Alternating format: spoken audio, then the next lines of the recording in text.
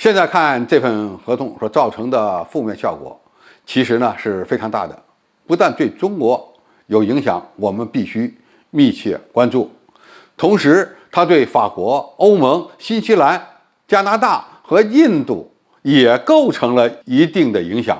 而且这些国家呢，对美国、英国、澳大利亚搞这么一个小联盟，也开始感到不安，表达出了不满。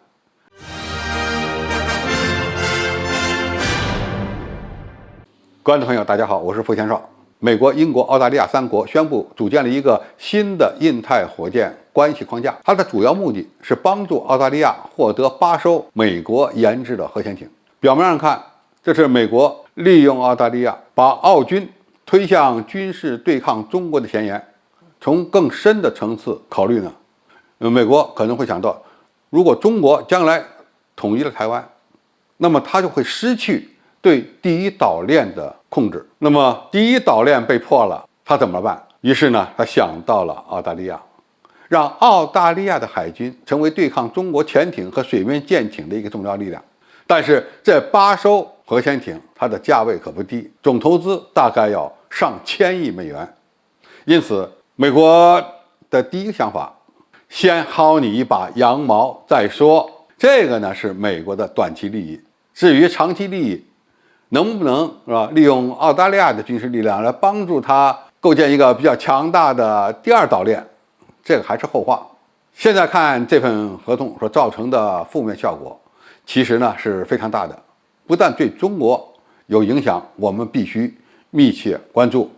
同时，它对法国、欧盟、新西兰、加拿大和印度也构成了一定的影响。而且这些国家呢，对美国、英国、澳大利亚搞这么一个小联盟，也开始感到不安，表达出了不满。在这么一个新的形势变化的情况下，那么澳大利亚是否会继续和美国达成这样一个交易，引进8艘核动力潜艇呢？何况这些潜艇要全部到位，还需要25年的时间。那么你到位了以后干什么用，又是一个大问题。对澳大利亚未来的军事经济发展会带来什么样的影响呢？用某些澳大利亚人的话说，他们不想与中国人打仗，而且到时候中国海军早已经不知道强大到了什么地步。那么这点力量根本就是杯水车薪，完全无法在亚太地区和中国海军相抗衡。另一方面呢，澳大利亚与美国、英国签署了合同，同时呢，它就等于撕毁了与法国的数百亿欧元的常规潜艇的合作。法国与澳大利亚和美国最终呢，很可能会翻脸。法国外长和国防部长在当地时间16日发表了联合声明，表达出了强烈不满。现在呢，还要召回大使。第三，美英澳成立的这个小军事组织，没有与欧盟商量，也没有与北约商量，从而使欧洲国家感受到他们被出卖了，或者是没有被美国、英国这些所谓的盟友放在眼里。当然，五眼联盟国家中现在也出现了分裂。过去的五眼联盟主要都是说英语的国家，这里包括了美国、英国、澳大利亚、加拿大和新西兰。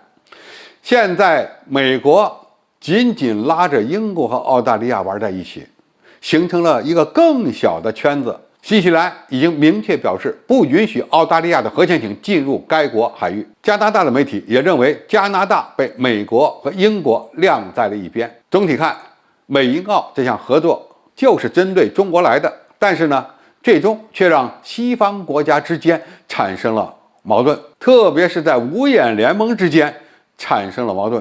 澳大利亚变成了军事对抗中国的急先锋，变成了美国遏制中国崛起的一个重要棋子。而这么一来，它也失去了法国、加拿大和新西兰等盟友的信任。其实对中国而言，澳大利亚多几艘核潜艇根本就无关痛痒，因为我们有强大的海军、空军力量，完全可以对付这几艘区区的核潜艇。我们奉劝澳大利亚当局不要在中国、美国、澳大利亚等双边或多边关系中玩火，因为玩火者必自焚。好，今天的介绍就到这里，谢谢大家收看，好，我们下期再见。